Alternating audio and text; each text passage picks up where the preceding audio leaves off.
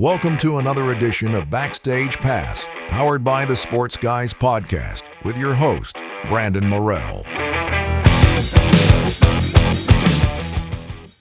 Hey y'all, this is recording artist Emmy Russell, and you're listening to a grand slam of music, sports, and entertainment. It's the award-nominated Backstage Pass podcast with Brandon Morrell on KYBN 98.1, your Bay Area Broadcasting Network. Tune into the show on iHeartRadio podcast, on the sportsguyspodcast.com, and at thwn.org. And welcome inside the Backstage Pass, the award-nominated show. Of course, KYBN 98.1, your Bay Area Broadcasting Network. Our friends at thwn.org and the sportsguyspodcast.com. Always out there, iHeartRadio podcast, presented by our friends over at JK Subaru, jksubaru.com. And, of course, out there, the Morrell Law Firm, and our friends out there, too, Barkley Music and Media.com. Of course, Casey Beck and Chandler Marie Music. Well, I tell you what, she's been busy. We all have been busy.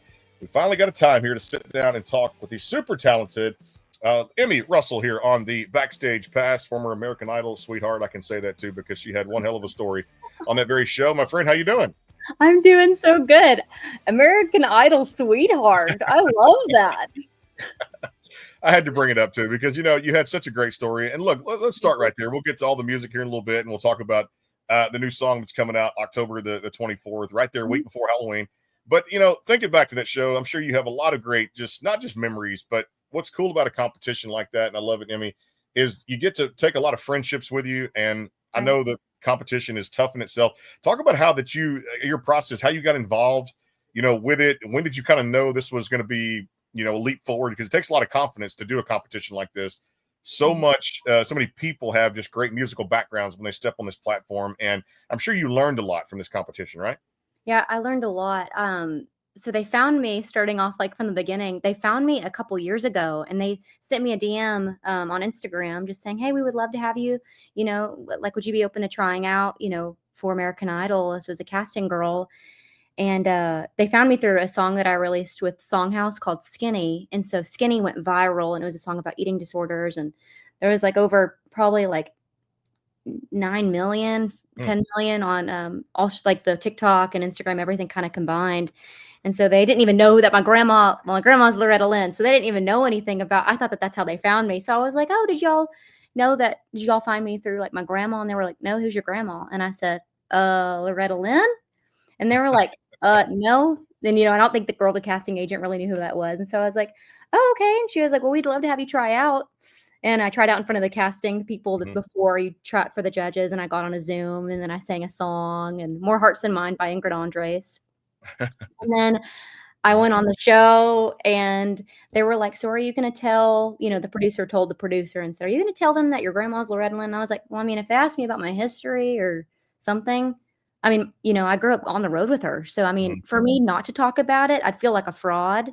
And then for me to talk about it, that has that pressure. And so they've just asked me, you know, like, where do you play? And I turned into a songwriter. You know, I was signed with Liz Rose Music over here in Nashville, who wrote all the Taylor Swift songs, like All Too Well and all those songs. And I kind of just was a songwriter and came off doing missionary work after my grandma had her stroke and stopped touring. And so I was really not on the stage since I was like 16, and I was 24 at the time.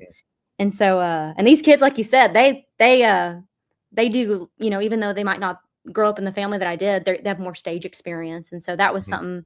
I wasn't on my stool playing guitar in front of my grandma, you know, like it was different. I was a little kid and fearless. It's like this 24-year-old girl that's had all this pressure. It was cool. But yeah. And a lot of people say that when you come off a show like that, then the real work really begins, because you get all the hoopla stuff and the camera, the lights, the song choices, the wardrobe choices, the feedback from the judges, and go very far in the competition. Or some people don't even have to win a competition like that to be successful when they come off a show like that. Many of the superstars have gone on to excel in careers such as Kelly Clarkson, Carrie Underwood, and shows like that. Not just Idol, but others too. Was that true? The real work kind of began for you when you got off that show?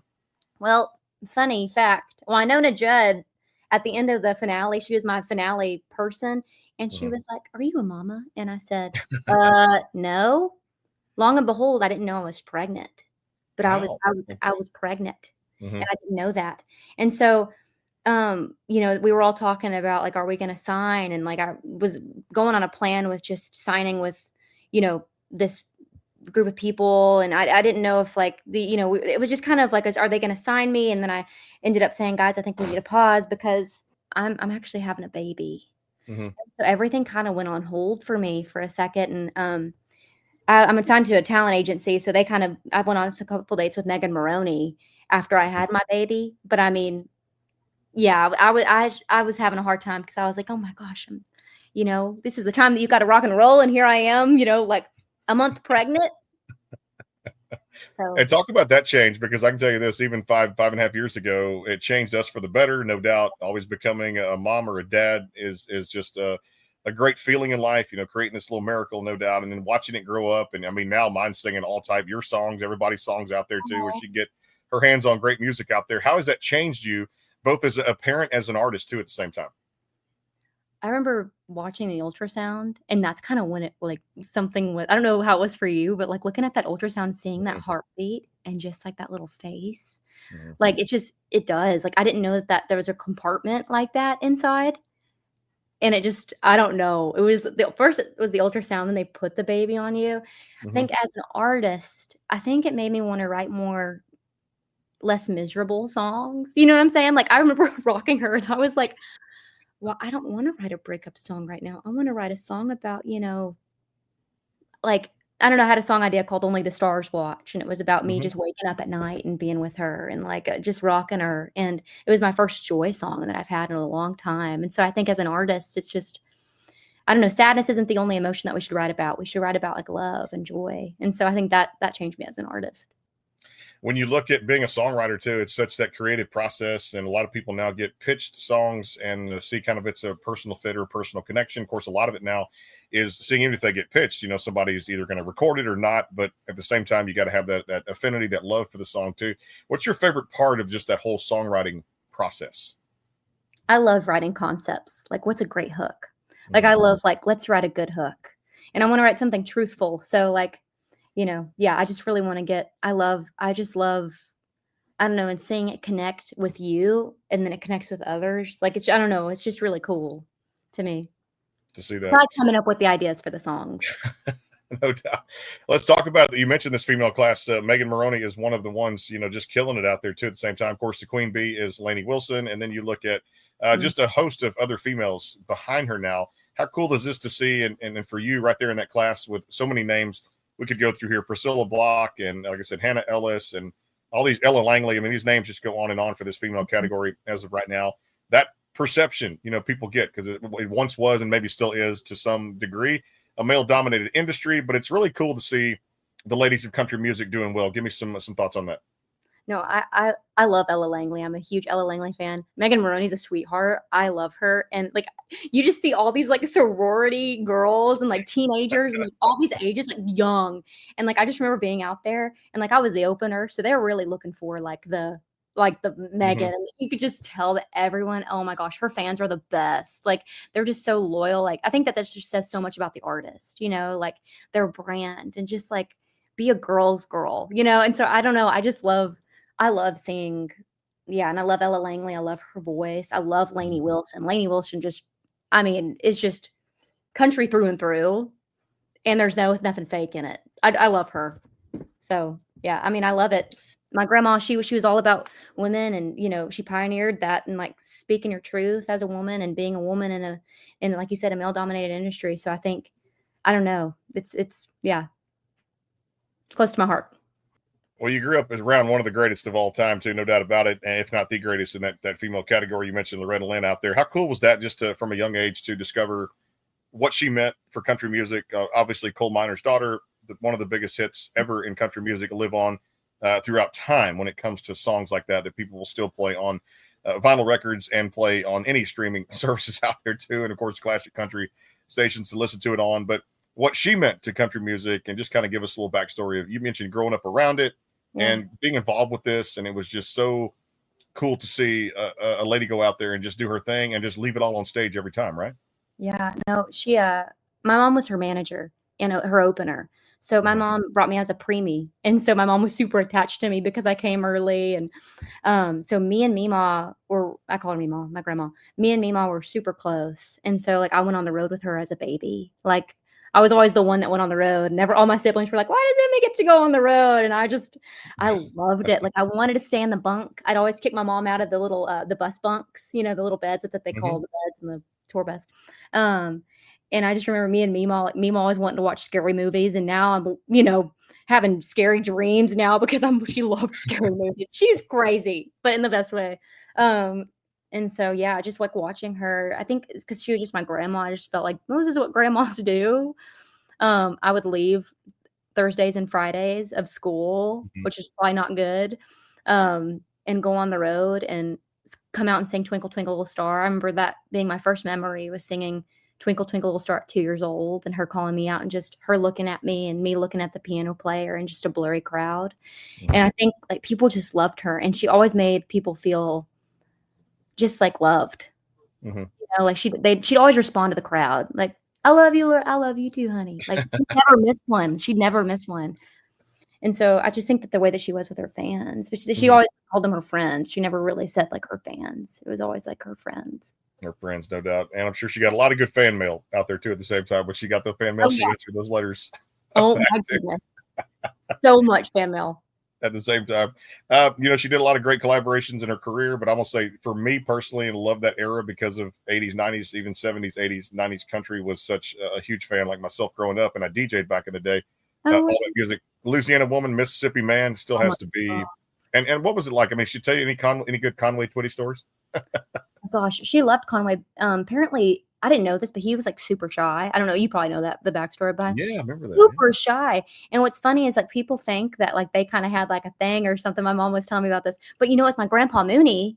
I call him Grandpa Mooney. They call him Pawpaw, but I never met him. I was born on their anniversary, which was kind of weird. It's like God saying, "Hey, I'm gonna sing Emmy." But he put them together. Grandpa Mooney loved Conway Twitty. Yeah. And so that's one of my favorite songs too. I love that song.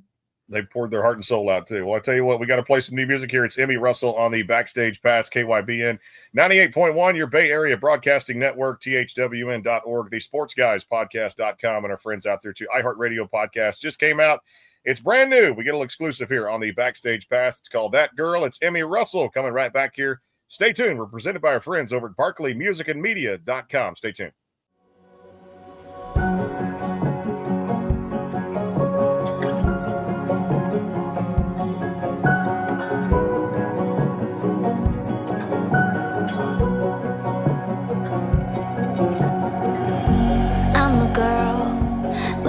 Sense.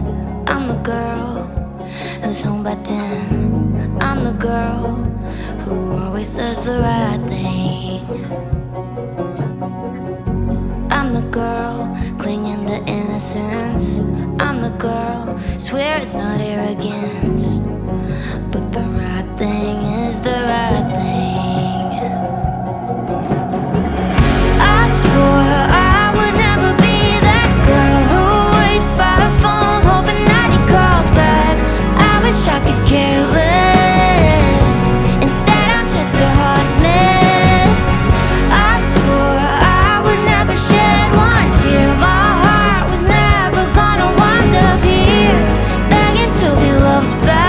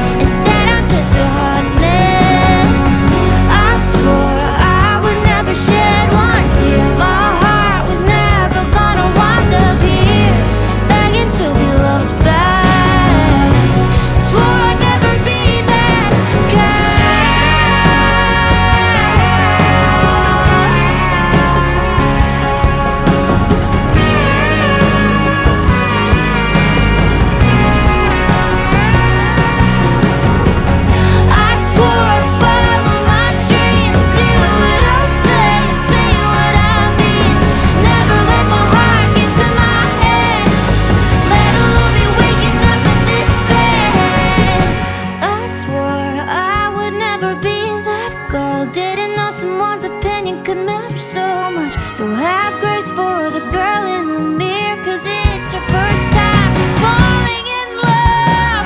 I swore I'd follow my dreams, do what I say what I mean.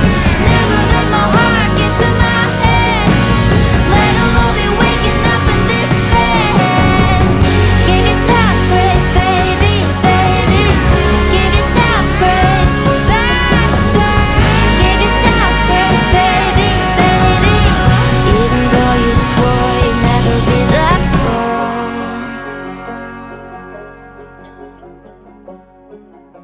Hey y'all, this is Paul and Hannah McClure of Bethel Music. Yeah, and you're listening to the Backstage Pass on KYBN 98.1, your Bay Area Broadcasting Network, and on the sportsguyspodcast.com and on thwn.org, and anytime on iHeartRadio podcasts. Are you looking to increase your online presence? Are you searching for a new logo or company branding? Have you been considering more ways to reach the world with your business, ministry, or church's message? Barkley Music and Media is an award-winning design company that utilizes the latest technology while keeping the integrity of over 30 years of customer service. Web design, graphic design, multimedia, video editing, voiceover, commercials, logo design and branding, photography, and much, much more. See portfolios and testimonials online at www.barkleymusicandmedia.com or contact them today at 502-382-8299. Barkley Music and Media, your connection for the best in multimedia. Call today, 502-382-8299, or go to www.barkleymusicandmedia.com. Barkley Music and Media, integrity, technology, and design. www.barkleymusicandmedia.com. Hey y'all, this is Billy Joe Jones, and you're listening to the award-nominated Backstage Pass on KYBN 98.1, your Bay Area Broadcasting Network, and anytime at the sportsguyspodcast.com. Listen on iHeartRadio Podcast at thwn.org. The Kate Gordon Show is a 2-hour show playing the best in country music. So check it out at thekatengordonshow.com. Again, that is thekatengordonshow.com.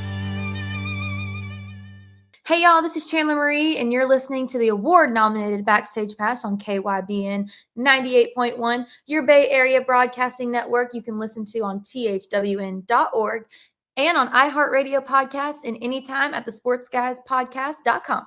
At JK Subaru, we love our cars. And we love our customers. We believe in being a positive force in our community by being involved and giving back. Respecting your time every time. Our promise is a brighter future. We all do our part to keep our promise to you. At JK Subaru, we are more than just selling cars. We are your neighbors, friends, and even family. More than a car dealer, our people make the difference. JK Subaru at the airport. Hey y'all, this is country recording artist Jay Webb, and you're listening to the best in music and sports with Brandon Morrell on KYBN 98.1, your Bay Area Broadcasting Network. Stream the show anytime on iHeartRadio Podcast and at the sportsguyspodcast.com. You can also listen at thwn.org. Welcome to another edition of Backstage Pass, powered by the Sports Guys Podcast, with your host, Brandon Morrell.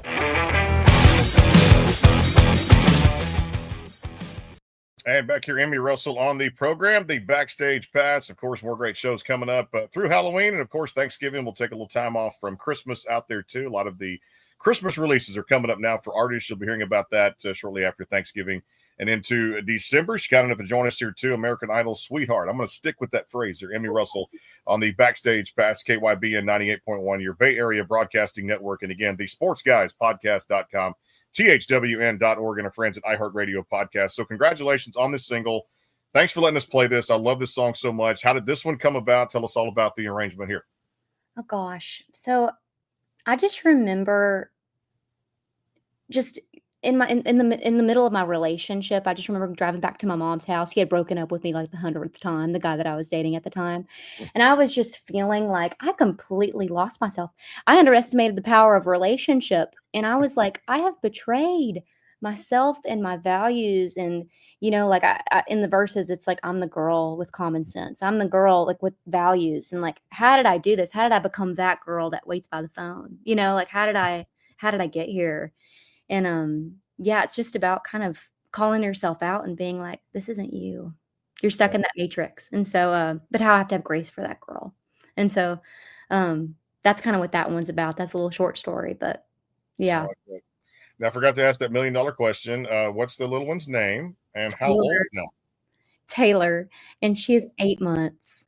Wow, that's amazing. That's they grow up so. She just got her first teeth. Her 2 bottom teeth are coming through, and I'm just, oh my gosh, I just want to. It's like her mouth and her lips. I just want to eat, and people are like that. And I've heard that's called cuteness aggression. I ChatGPT'd it, and it said cuteness aggression. And I was like, okay, at least it's like cuteness aggression, not just aggression. No doubt, that's what that is. And they start when they teeth at that age too. You're like, they got to have the little teeth and little foamy stuff out there too, or the little teeth and rings, and you're like, it's hard to take it away from them because you're like, it's a matter of they know that they. Well, I said they know. They don't know. We know what's good and what's bad, but you got to have that to actually keep your sanity sometimes too, because it's just something to chew on. Because everything goes in the mouth at that age, right?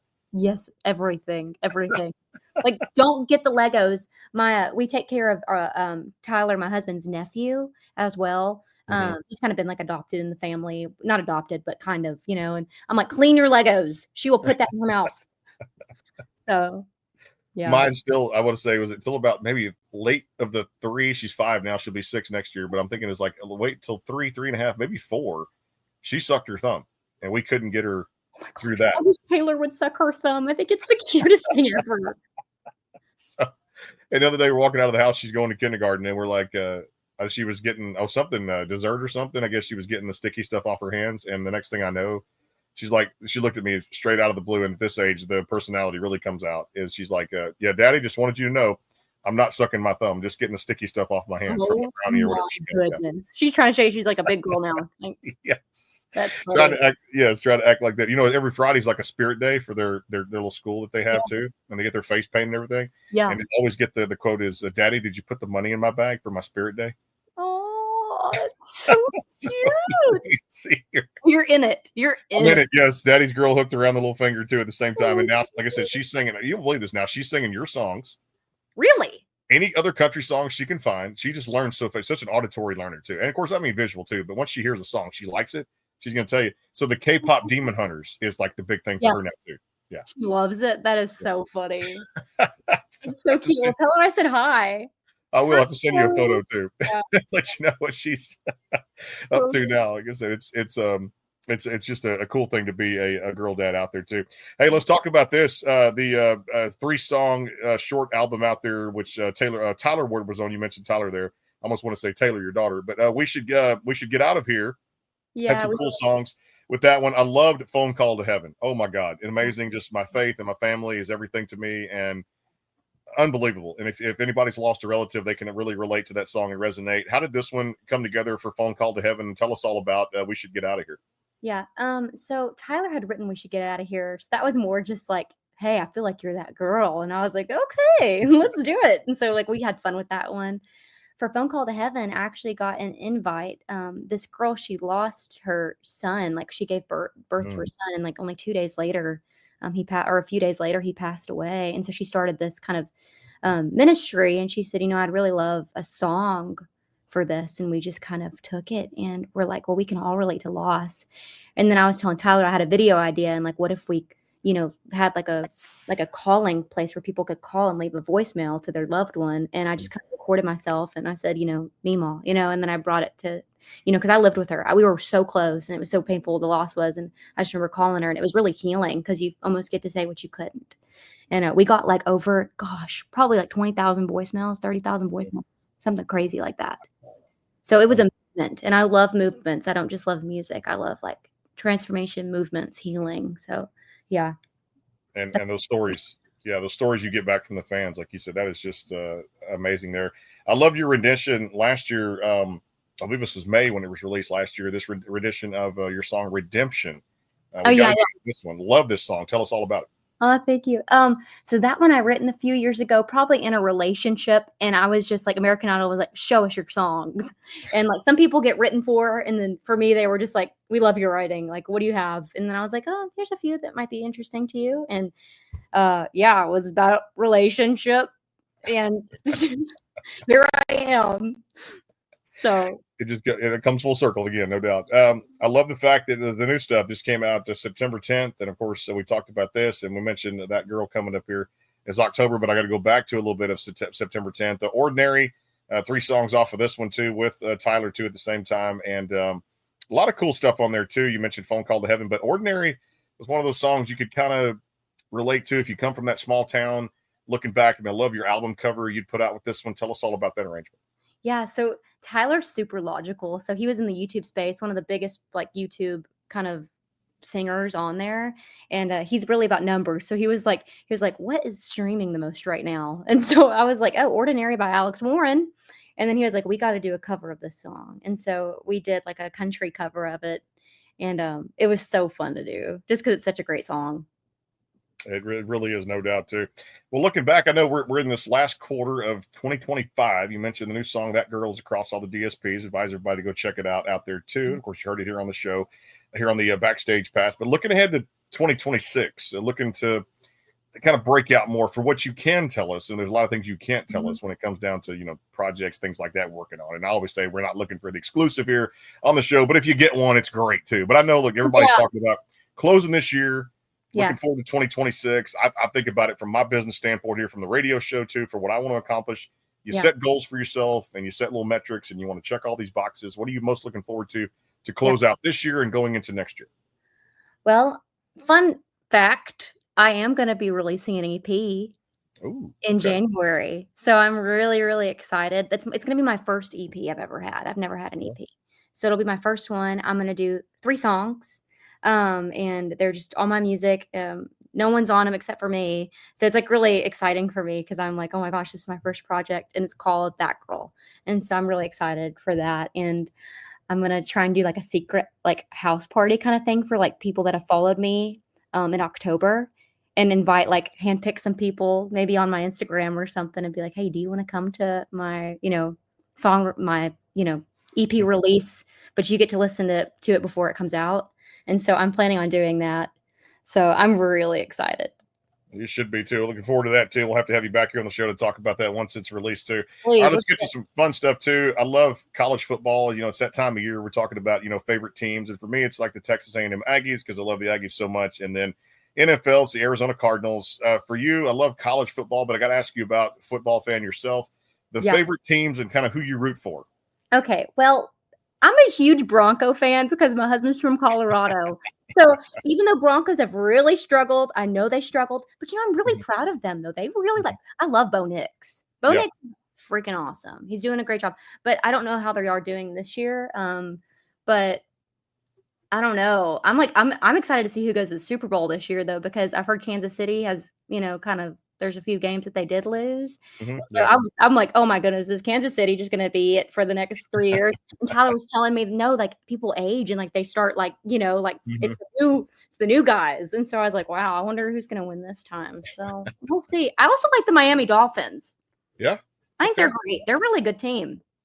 Like a little Tua Tagovailoa. Like I said, love that too at the same time, which is good there. And, they've had their ups and downs too. The Chiefs, like I said, it's going to be, some big games. We're only at week 5 of the National Football League right now too, and actually getting through week 8 and week 9. So a lot of weeks to go out there too. I'm with you. I love Bo Nix. I love the fact is the Broncos have a pretty good running game out there and a really good defense. So I think, he was one of those guys in college I paid attention to when Bo Nix played at the University of Oregon. So it's going to be a lot of fun too for a lot of teams that are out there doing their thing too. I still like the Eagles until you beat somebody and take it away from them.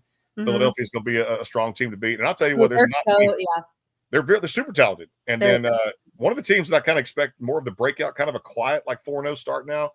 But the Buffalo Bills could really end up doing some stuff this year, I think.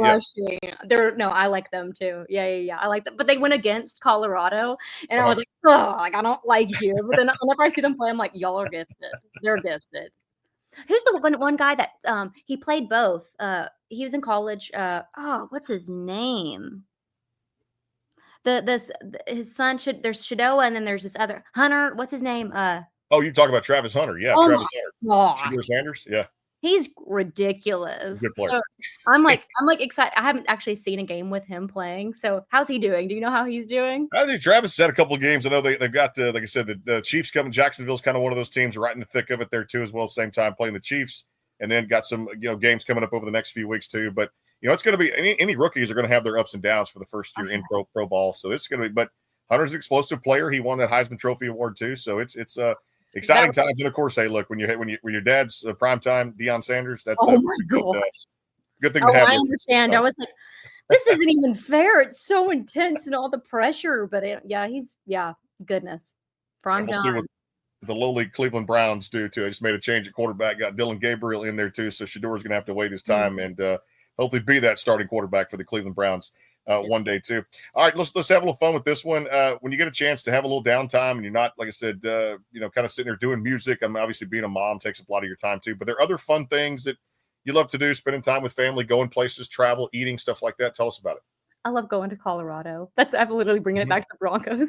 Like I love, not only do I love, the Broncos are sweet, but I freaking love Colorado. So we actually, I like taking trips. This is really weird. I love traveling, getting out. And so we're literally going to Colorado tomorrow. So okay.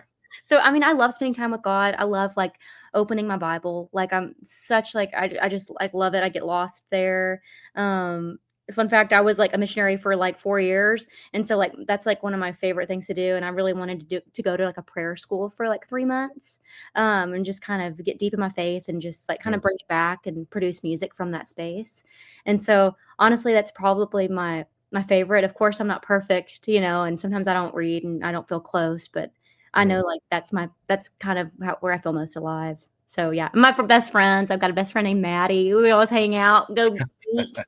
So yeah, no, those are probably my few favorite things: Colorado, prayer school, and Maddie. And Maddie, I love that too. All right, when it comes to food, oh my gosh, being a mom is is that all your time. It's your free time. How's your free time? And it's what this feels like. It's what free time? There's not much free time when it comes down to it, too, especially being a young parent and having a kid, any of that young age right there, too, especially 8 months, 9 months old right there, too. Food, as far as cooking or eating out or things in Nashville or just things when touring and things like that or just on stage, where do you guys like to dine in at and looking at just some things, even to cook? What do you like to cook? I love steak. I'm I used to like sushi and I'm ew, gross. I hate sushi. I used to love it. And now I'm this is disgusting. Ever since I had the baby, I don't know what happened. I just don't like sushi anymore. I love Thai food. I love Thai. No, but probably I'm a big steak person. Steak and mashed potatoes. Just oof. That's probably the best one. It's probably all the carbs. Yes, right there too. What's your favorite? For me, I'm gonna tell you right now, I've been on this chicken and fish because I've lost a lot of weight too, and just been back in the gym for quite a bit too, because I love fitness, and it really just is really one of my biggest things to do outside of the show is go to the gym and let it all just, like I said, release the endorphins, have fun out there, let it go. And I've been on a chicken fish, kind of that leaner meat now. I love salmon. So salmon and steak are my two go-tos. Yeah, low carb. I love sweet potatoes. That's probably my sweet potatoes are really good. Sweet potato fries, probably not good for you, but I did keto for a long time, so I felt really good because I was sticking that low carb, and it was nice. It was good. I felt really good about myself. It's hard to stick off those carbs though. It is very much so. And I started doing these HIIT workouts. They're high intensity interval training, and they're kind of at the fitness gyms out there too. And we get together some friends and we do all these classes. So everybody just tries to motivate each other because one person can't do it alone. So we take the classes from a trainer and we get all this information. And now whether we follow it going outside of there is pretty much up to us, just like anything else. But it's all about what you eat and trying to work out and mix it up at the same time too. And it's for the fun. I always tell people the classes aren't for the faint-hearted when you go, but for the fun of it too. At the same time, you do your best. And I think as long as you keep moving, that's the biggest thing we could do. Don't ever just kind of sit down, relax, have your fun, chill out, and do all that kind of stuff. But every day you cannot lay down for, I don't know. For me at least, I can't sit still for 5 or 6 hours, maybe an hour or two. Yeah. I got to get up and just go move. I got to do that. Go outside. Yeah. Go outside. Yeah. No, I'm the same way. Move around. Yeah. Can't sit very long too. All right. We'll finish with this one. Love it. If you weren't a working musician, what other career path would you have chosen? Oh my gosh. Probably therapist. Tell me your story. Yeah. Story. Probably a therapist or a teacher. I love just those kind of how do I make you feel like you're coming alive in your purpose? I just love that. So probably a teacher or a therapist. You'd be great at either one too, but you chose that right career at the same time. Love it. And that girl's across all the DSPs out there for you guys for digital streaming. And you can look her up out there on social media, and give everybody the website too. I want everybody to connect with you on the website out there too at the same time. Oh my gosh, my husband made the website. I think it's like, I don't know, hello, Emmy Rose or .com. I don't know. Just follow me on Instagram. I'll keep you updated on my website. I'm probably going to be starting over very fresh. Starting over. Okay. All right. It's So Emmy give her a Rose follow. Russell. Yeah, Emmy Rose Russell is my Instagram. Give her a follow on that very Instagram page out there too. And of course, hey, we appreciate you being with us. That girl across all the DSPs. Hope you had a great time. Come back again and do this again with us. Oh yeah, let's do it next year. You got it. 2026 right around the corner there. Talk The about talented football, Emmy. how the season was. Yeah, we'll definitely know how the season was by that time. We'll make some Super Bowl predictions here on the Backstage Pass, which will be great. Yes. Good. Do that. Emmy Russell out there across all the DSPs. Give her a like on Instagram out there too. Make sure you guys go stream that girl across all the platforms. We're back next week with more great shows. KYBN 98.1, your Bay Area Broadcasting Network, THWN.org, the Sports Guys Podcast.com. Anytime out there, iHeartRadio Podcast. And again, thanks to all the wonderful sponsors. We'll see you soon. Take care. And God bless from all of us here at the Backstage Pass. Hey guys and gals, this is Megan Lindsay, and you're listening to the award-nominated Backstage Pass on KYBN 98.1, your Bay Area Broadcasting Network, and on iHeartRadio Podcast. Stream the show anytime on THWN.org and at the sportsguyspodcast.com.